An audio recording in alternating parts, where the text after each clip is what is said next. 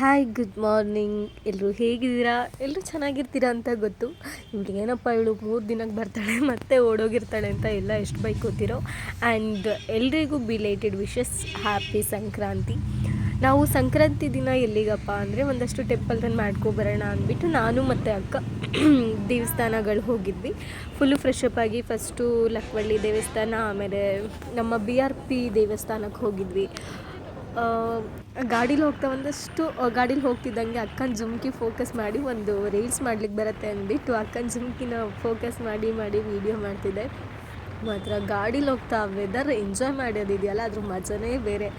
ಏನಮ್ಮ ಈ ಹುಡುಗಿ ಬರೀ ಆ ವೆದರ್ದೊಂದು ಬಿಟ್ಟರೆ ಇನ್ನೇನು ಹೇಳಲ್ಲ ಅಂತ ಹೇಳ್ತೀರಾ, ಆದರೆ ಅದು ಫೀಲ್ ಮಾಡಿದವ್ರಿಗೆ ಅಷ್ಟೇ ಗೊತ್ತಾಗತ್ತೆ. ಪ್ರಕೃತಿ ಸವಿಯೋದಿದೆಯಲ್ಲ, ಅದು ಅದ್ಭುತ ಬಿಡಿ. ಅದ್ರ ಬಗ್ಗೆ 3 ಮಾತಿಲ್ಲ. ಯಾವುದೋ ಸೈಡಲ್ಲಿ ಬುಲೆಟ್ ಸೌಂಡ್ ಬಂತು, ಅಡ್ಜಸ್ಟ್ ಮಾಡ್ಕೊಳ್ಳಿ. ಆ್ಯಂಡ್ ನಾವಲ್ಲಿ ಫಸ್ಟು ಹೋಗಿದ್ದು ಆಂಜನೇಯ ಟೆಂಪಲ್ಲು ಲಕ್ವಳ್ಳಿಲಿ. ಅಲ್ಲಿ ನಾವು 8 ಗಂಟೆಗೇನೋ ಅನಿಸುತ್ತೆ ನಾವು ಮನೆ ಬಿಟ್ಟಿದ್ದು.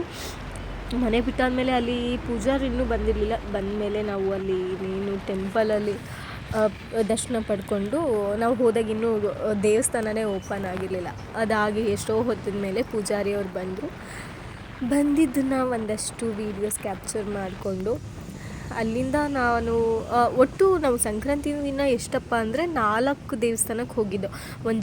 ಒಂದು ಆಂಜನೇಯ ಸ್ವಾಮಿ ದೇವಸ್ಥಾನ, ಆಮೇಲೆ ಷಣ್ಮಾತ್ಮ ದೇವಸ್ಥಾನ, ಆಮೇಲೆ ರಂಗನಾಥ ಸ್ವಾಮಿ ದೇವಸ್ಥಾನ ಆ್ಯಂಡ್ ಉದ್ಭವ ಗಣಪತಿ ದೇವಸ್ಥಾನ. ಈಗ ತೋರಿಸ್ತೀನಿ ನೋಡಿ. ಇದು ಫಸ್ಟ್ ಹೋಗಿದ್ದು ಆಂಜನೇಯ ದೇವಸ್ಥಾನ ಲಕ್ವಳ್ಳಿಲಿ. ಎಲ್ಲರೂ ಆಂಜನೇಯಗೆ ಕೈ ಮುಕ್ಕೊಳ್ಳಿ. ಇನ್ನೂ ಓಪನ್ ಆಗಿರಲಿಲ್ಲ, ಅಷ್ಟು ಬೇಗ ನಾನು ಆಲ್ರೆಡಿ ವೀಡಿಯೋ ಮಾಡ್ತಾಯಿದ್ದೆ. ಇದು ನಮ್ಮ ಲಕ್ವಳ್ಳಿ ಹತ್ರ ಇರುವಂತಹ ಆಂಜನೇಯ ದೇವಸ್ಥಾನ. ಅದಾದಮೇಲೆ ಇನ್ನೇನು ಪೂಜೆ ಎಲ್ಲ ಮುಗಿಸ್ಕೊಂಡು ನಾವು ಬಂದ್ವಿ. ನಮ್ದು ಇವತ್ತು ಏನು ಗೊತ್ತಾ, ಸಂಕ್ರಾಂತಿ ಟೈಮಲ್ಲಿ ನಮ್ಗೆ ಮೂಡೇ ಇರಲಿಲ್ಲ ಒಂಥರ. ಯಾಕಂದರೆ ನಮ್ಮ ಮನೆ ಕ್ಯಾಟ್ ಚೋಟು ಕಳೆದೋಗ್ಬಿಟ್ಟಿದ್ದ, ಅವನ್ನೆಲ್ಲ ಹುಡ್ಕಾಡಬೇಕು ಅನ್ನೋ ಒಂದು ಯೋಚನೆಯಲ್ಲಿದ್ವಿ. ಐ ಥಿಂಕ್ ಆಂಜನೇಯನ ದಯ ಅನಿಸುತ್ತೆ, ನಮ್ಮ ಚೋಟು ನೆನ್ನೆ ಸಿಕ್ದ. ಅಂದರೆ ಸಂಕ್ರಾಂತಿ ಆದ ನೆಕ್ಸ್ಟ್ ಡೇ. ಇದು ಆಂಜನೇಯ ಸ್ವಾಮಿ. ನಾನು ಒಂದಷ್ಟು ನಂದು ವೀಡಿಯೋ ಮಾಡಿಕೊಂಡೆ. ಹೇಗಿದ್ದೀನಿ? ಯಾರು ಬಿಟ್ಟರು ನನ್ನಂದ್ರೆ ನಾನು ಇಷ್ಟಪಡ್ತೀನಿ. ಇದು ಷಣ್ಮಾತ್ಮ ದೇವಸ್ಥಾನ. ಇದು ನಿಯರ್ ಡ್ಯಾಮ್ ಹತ್ತಿರ ಇರೋದು. ನಮ್ಮ ಶಂಕರಘಟ್ಟದಿಂದ ಒಂದು 4-5 ಕಿಲೋಮೀಟರ್ಸ್ ಆಗುತ್ತೆ ಅನಿಸುತ್ತೆ.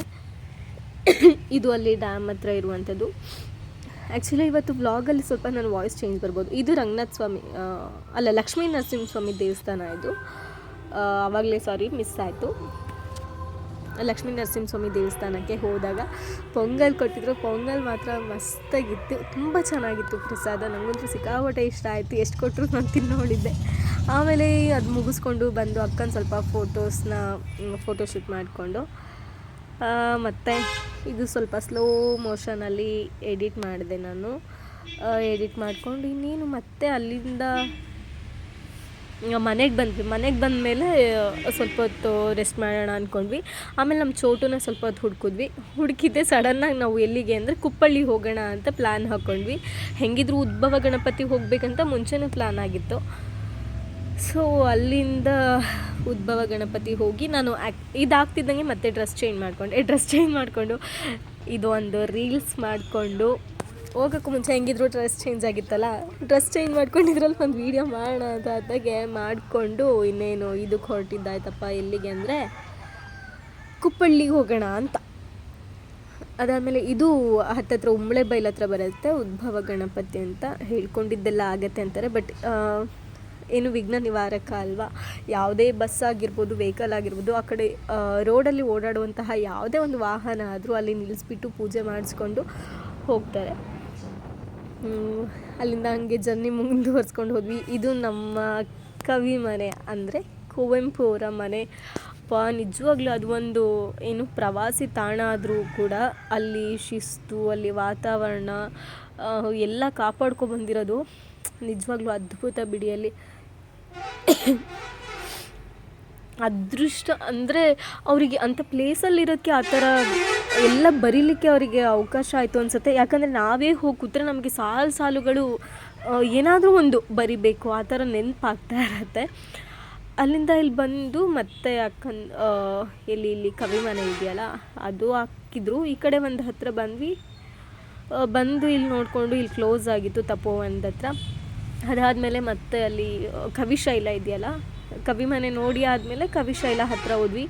ಅಬ್ಬಾ ಅಲ್ಲಿ ಕೂತ್ರೆ ನಿಜವಾಗ್ಲೂ ಎದ್ದು ಬರಲಿಕ್ಕೆ ಮನಸ್ಸಾಗಲ್ಲ, ಅಷ್ಟು ಚೆನ್ನಾಗಿತ್ತು ಅಲ್ಲಿ. ನನಗಂತೂ ಬರೋ ಮನಸ್ಸೇ ಇರಲಿಲ್ಲ. ಬಟ್ ಸೆಮಿನಾರಿಗೆ ಪ್ರಿಪೇರ್ ಆಗಬೇಕಿತ್ತು, ಅದಕ್ಕೋಸ್ಕರ ಹಾಗೆ ಬಂದು ಇದು ನಮ್ಮ ಕವಿ ಸಮಾಧಿ. ಅವರು ಬಿಟ್ರಿ ಅವರಿದ್ದು ವಾತಾವರಣ ನಿಜವಾಗ್ಲೂ ನಾವು ಎಷ್ಟು ಮಿಸ್ ಮಾಡ್ಕೋತೀವಿ ಅಂದರೆ, ಅವ್ರಿಗೆ ಎಷ್ಟು ಸಿಕ್ಕಿದೆಯೋ ಅಷ್ಟೇ ನಾವು ನಮ್ಮ ಜನ್ರೇಷನಲ್ಲಿ ನಾವು ಕಳ್ಕೊಳ್ತಾ ಇದ್ದೀವಿ.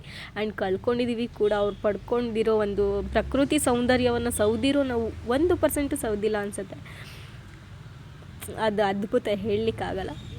ಅದಾದಮೇಲೆ ಇಲ್ಲಿ ಸ್ವಲ್ಪ ಹೊತ್ತು ಕವಿಶೈಲದ ಹತ್ರ ಎಲ್ಲ ಕೂತ್ಕೊಂಡು ಬರೋ ಮುಂದ್ಗಡೆ ಒಂದಷ್ಟು ಅಂಗಡೀಲಿ ಜ್ಯೂಸ್ ಕುಡ್ಕೊಂಡು ಮತ್ತು ನಾವು ಅಲ್ಲಿಂದ ಎಲ್ಲಿಗೆ ಅಂದರೆ, ನಾವು ಈ ಕಡೆ ಯಾವುದು ಮುತ್ತಿನಕೊಪ್ಪದಿಂದ ಅಡ್ಡದಾರಿಲಿ ತೀರ್ಥಹಳ್ಳಿ ಮೇಲೆ ಫಸ್ಟು ಕುಪ್ಪಳ್ಳಿ ಹೋಗಿದ್ದು. ಅಲ್ಲಿಂದ ಎನ್ ಆರ್ ಪುರದಲ್ಲಿ ಫ್ರೆಂಡ್ಸ್ ಇದ್ದರು, ಅಲ್ಲಿಗೆ ಬಂದು ಅವ್ರ ಮನೇಲಿ ಫುಲ್ ಎಷ್ಟು ಚೆನ್ನಾಗಿ ಟ್ರೀಟ್ ಮಾಡ್ತಾರೆ ಗೊತ್ತಾ ಅವರಂದರು. ಅಲ್ಲಿಂದ ಮತ್ತೆ ಎಲ್ಲ ತಿನ್ಕೊಂಡು ಮಾಡಿಕೊಂಡು ಮತ್ತೆ ರಿಟರ್ನ್ ನಾವು ಬಂದಿದ್ದು. ಅವ್ರ ಮನೆಗೆ ಹೋಗಿ ನನಗಂತೂ ಬರೋ ಮನಸ್ಸೇ ಇರಲಿಲ್ಲ. ಆದರೂ ಬೇರೆ ವಿಧಿ ಇರಲಿಲ್ಲ, ಮನೇಲಿ ಸ್ವಲ್ಪ ಕೆಲಸ ಇತ್ತು ಅಂದ್ಬಿಟ್ಟು ಮತ್ತೆ ರಿಟರ್ನ್ ಬಂದಿದ್ದು.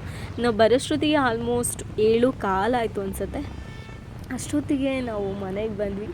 ಎಲ್ರಿಗೂ bye, take care, love you all. Video ನೋಡ್ತಾಯಿರಿ, ಸಪೋರ್ಟ್ ಮಾಡ್ತಾಯಿರಿ.